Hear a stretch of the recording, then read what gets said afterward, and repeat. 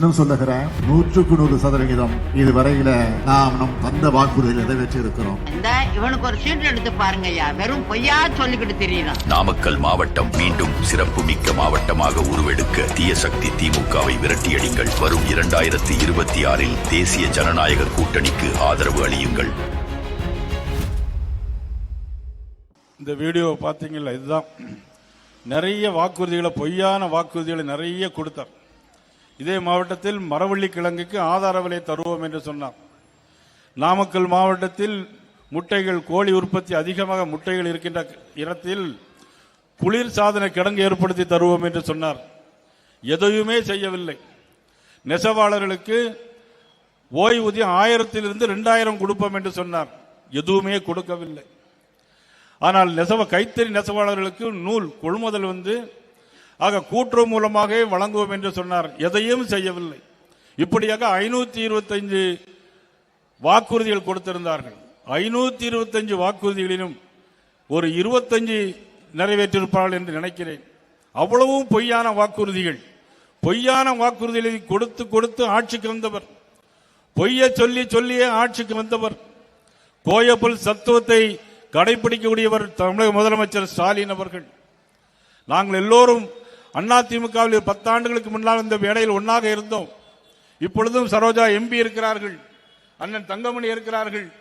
எல்லோரும் அன்றைக்கும் ஒன்றாக இருந்தோம், இன்றைக்கும் மேடையில் ஒன்றாக இருக்கிறோம் என்று சொன்னால் தர்மத்தின் ஆட்சி வர வேண்டும் என்பதற்காக, தர்மம் தலைத்தோங்க வேண்டும் என்பதற்காக, புரட்சித்தில் எம்ஜிஆருடைய எண்ணங்கள் ஈடேற வேண்டும் என்பதற்காக, இந்த ஸ்டாலின் ஆட்சியை அழிக்க வேண்டும் என்பதற்காக. இனி ஒரு ஆட்சி, ஒருமுறை ஆட்சிக்கு வந்தால் தமிழகம் சுடுகாடாக மாறிவிடும்.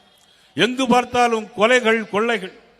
இந்த 5 ஆண்டு கால ஆட்சியில் மட்டும் 7500 கொலைகள், படுகொலைகள் நடந்திருக்கிறது. குழந்தைகளுக்கு எதிரான பாலியல் குற்றங்கள் 10% கூடியிருக்கிறது. பெண்களுக்கு எதிரான குற்றங்கள் 52% கூடியிருக்கிறது. கொங்கு மண்டலத்தில் யாரும் தோட்டத்தில் போய் தனியாக இருக்க முடியாது. இதுவரையிலும் பழனி, ஒட்டன்சத்திரம், ஈரோடு பகுதிகளிலே தோட்டத்தில் வயதான ஆண்கள் தான் இருப்பார்கள், பெண்கள் இருப்பார்கள். ஆனால் அவர்களுக்கும் இன்று பாதுகாப்பு இல்லை. கை தனியாக, கால் தனியாக வெட்டி வெட்டி எடுக்கிறார்கள். ஆனால் காவல்துறை என்ன செய்து கொண்டிருக்கிறது என்றுதான் தெரியவில்லை. ஆனால் இரும்பு கரம் கொண்டு அடக்குவோம் என்று சொன்னார்கள். அதிமுக ஆட்சி நடக்கும் போது ஒரே ஒரு சம்பவம், லாக்அப் டெத் சாத்தாங்குளத்தில் நடந்தது. ஆனால் அதற்கு கொய்யோ கொய்யோ என்று சத்தம் போட்டு அந்த ஆட்சி முடிகிற வரையிலும் அவர்கள் எல்லா போராட்டங்களையும் நடத்தினார்கள். ஆனால் இன்றைக்கு திமுக ஆட்சியில் 42 லாக்அப் டெத் மரணங்கள் நடைபெற்றிருக்கிறது. அதை பற்றி கேட்பாரே இல்லை.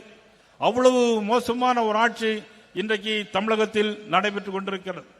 திமுகவில் நடத்திய கிட்னி திருட்டு, திருச்சியில் ஆரம்பித்து நாமக்கல் வரையிலும் அப்பாவி பொதுமக்களை அவர்கள் மெஸ்மரிசம் செய்து அவர்களை ஏமாற்றி இன்றைக்கு கிட்னி திருட்டு நடைபெற்றுக் கொண்டிருக்கிறது.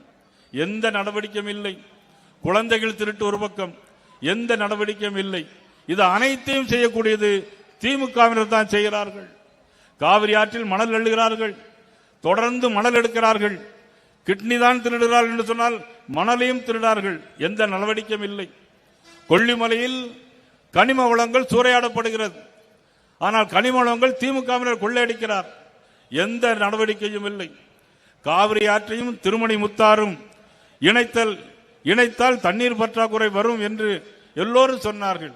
அதை பற்றி அவர்களுக்கு அக்கறையில்லை. அவர்களுக்கு இருக்கிற அக்கறையெல்லாம் துணை முதலமைச்சராக இருக்கக்கூடிய உதயநிதி ஸ்டாலின் அவர்களை நிச்சயமாக முதலமைச்சராக்க வேண்டும், அதற்காகத்தான் இதற்காக பாடுபட்டுக் கொண்டிருக்கிறார்கள் தவிர இதுவரையிலும் எந்த நடவடிக்கையும் கிடையாது. ஆனால் தமிழ்நாட்டிற்கு என்ன செய்தார்கள் என்று முதலமைச்சர் கேட்கிறார். 14 லட்சம் கோடி ரூபாய் தந்திருக்கிறார்கள். 14 லட்சம் கோடி ரூபாய் தமிழகத்திற்கு தந்திருக்கிறார்கள். சாலைகள், மேம்பாலங்கள்.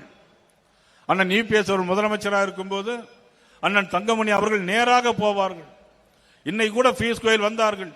கெட்டி தழுவிய பழைய நட்பின் அடிப்படையில் அண்ணன் தங்கமணியிடம் கேட்கிறார், இடையில் பாராளுமன்ற தேர்தலில் மட்டும் நான் கூட்டு வைக்காமல் விட்டுவிட்டோமே, கூட்டு வைத்திருந்தால் 32 இடங்களே வெற்றி பெற்றிருப்போமே. அண்ணன் தங்கமணி அவர்களிடம் கேட்டார்கள். அவர்கள் பார்த்தால் தெரியும், கேட்டால் தெரியும் அவங்களுக்கு. இருந்தாலும் பரவாயில்லை, நடக்கின்ற தேர்தல் நல்லதாக நடக்கட்டும், நடக்கின்ற நாட்கள் நல்லதாக நடக்கட்டும் என்று இன்னைக்கு பேசி முடித்து விட்டு தான் இன்னைக்கு இந்த கூட்டத்துக்கு வந்திருக்கிறோம். அது மட்டுமல்ல, எங்கு பார்த்தாலும் கஞ்சா. இன்னைக்கு பள்ளிக்கூடங்களில் எங்கு பார்த்தாலும் கஞ்சா. பரமத்தி வேலூர் அன்னை தேவிபாளையம் ஸ்கூலுக்கு நம்ம சேகர் எம்எல்ஏ வந்திருக்காரு. அவர்கிட்ட எல்லாரும் மனு கொடுக்கறாங்க.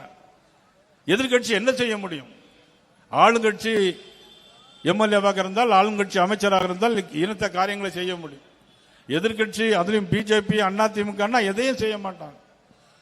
அந்த தேவிபாளையம் ஸ்கூல்ல படிக்கிற பிள்ளைகள் எல்லாம் நடந்து போறாங்க. பேருந்து ஏற்பாடு சொன்னா அமைச்சர் அதை கண்டுகொள்ள மாட்டேங்கிறார். சட்டமன்றத்தில் பேசினார், சேகர் எம்எல்ஏ பேசினார். தேவிபாளையம் எங்க ஸ்கூலுக்கு பிள்ளைகள்லாம் நடந்து போறாங்க, பஸ் விடணும்னா இதுவரையில் அதை பற்றி கவலைப்படவே இல்லை. அவ்வளவு தூரம் இன்னைக்கு ஒருதலை பட்சமான ஆட்சி இன்னைக்கு நடைபெற்றுக் கொண்டிருக்கிறது. இப்பொழுது திருப்பரங்குன்றத்திலே தீபம் ஏற்ற வேண்டும் என்று நீதிபதி தீர்ப்பு வழங்கியிருந்தார்.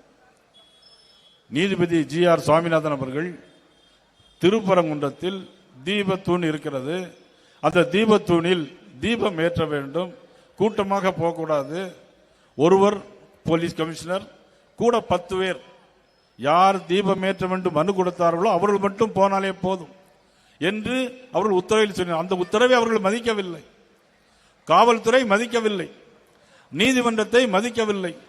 அதை எதிர்த்து உச்சநீதிமன்றத்திற்கு போகிறார்கள். உச்சநீதிமன்றம் என்ன சொன்னது? கீழ் கோர்ட் என்ன தீர்ப்பு வழங்கியிருக்கிறதோ அதை நடைமுறைப்படுத்துங்கள் என்று சொன்னால் அதெல்லாம் முடியாது என்று சொல்லிவிட்டு.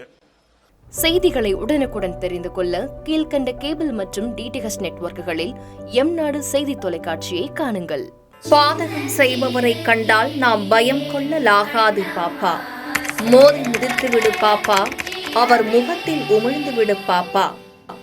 அண்மை செய்திகளை உடனுக்குடன் தெரிந்து கொள்ள இணைந்திருங்கள் எம்நாடு தொலைக்காட்சியுடன்.